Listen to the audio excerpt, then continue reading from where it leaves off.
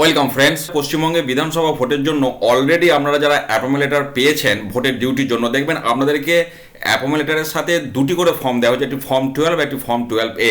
Actually form 12টা হচ্ছে postal ব্যালটের জন্য, form 12A হচ্ছে ইডিসি নেবার জন্য, যেটা ইলেকশন ডিউটি সার্টিফিকেট। তো কারা ফর্ম 12 ফিল আপ করবেন, কারা ফর্ম 12A ফিল আপ করবেন, সেই নিয়ে আমার সেপারেট ভিডিও একটি দেওয়া আছে, দেখবেন।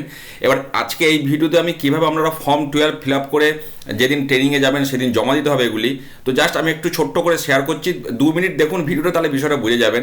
খুব সহজ ফর্ম 12 ফিল আপ করা। ফর্ম 12 যেটা আপনাদের দেওয়া হয়েছে, আমি এক্স্যাক্টলি সেই ফর্মটাই আপনাদের সাথে শেয়ার করেছি। এখানে প্রথমে আপনার বাড়ি যে বিধানসভা ক্ষেত্রে, ওইটাই অ্যাকচুয়ালি এখানে মূলত লিখতে হবে। তো আপনার বাড়ি যে বিধানসভা ক্ষেত্র, বা যেটা আমরা ইংরেজিতে অ্যাসেম্বলি কনস্টিটিউয়েন্সি বলি, সেই বিধানসভা ক্ষেত্রের নম্বর এবং নাম লিখবেন। যেমন প্রথমে এখানে টু দি রিটার্নিং অফিসার।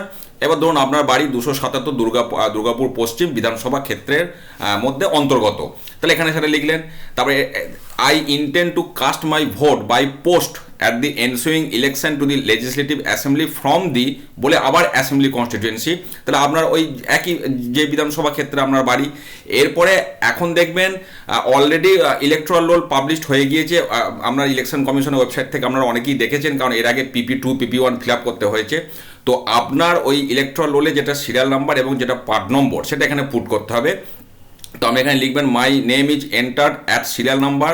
আপনার ধরুন ইলেকট্রাল রোলে 160 সিরিয়াল নাম্বার এবং আপনার পার্ট নাম্বার হচ্ছে 142, মানে আপনার বুথের যেটা নম্বর।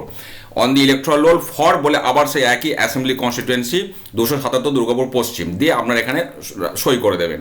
এবার বাঁ দিকে যেটা আছে আপনার অ্যাড্রেস, এটা আপনারা জানেন। প্লেস আপনার যেখানে বাড়ি লিখবেন, ডেট দেবেন, যেদিন জমা দেবেন সেদিনকারই ডেট দিয়ে দেবেন। মোবাইল নাম্বারটা অবশ্যই সঠিক মোবাইল নাম্বার দেবেন, রানিং মোবাইল নাম্বার দেবেন।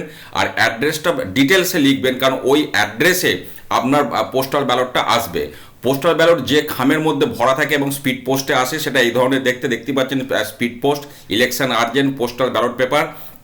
এখানে আপনার পুরো অ্যাড্রেস লেখা থাকবে, আপনি যে অ্যাড্রেস লিখবেন এবং মোবাইল নাম্বার দেবেন, আর যেখান থেকে এসেছে সেটা এখানে আপনার লেখা থাকবে, রিটার্নিং অফিসার।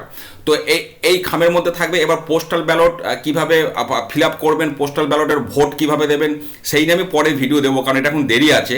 তো এইটা হচ্ছে আপাতত ফর্ম 12 ফিল আপ করে আপনারা ট্রেনিংয়ে যেদিন যাবেন সেদিন এখানে জমা দিয়ে দিন। খুব সহজ ফর্ম ফিল আপ করা, জাস্ট একটু দেখে নিয়ে এইভাবে আপনারা ফিল আপটা করে দিন। এরপরে যদি কোনো প্রশ্ন থাকে অবশ্যই ভিডিওতে কমেন্ট করবেন। ভালো থাকুন, সুস্থ থাকুন, ধন্যবাদ।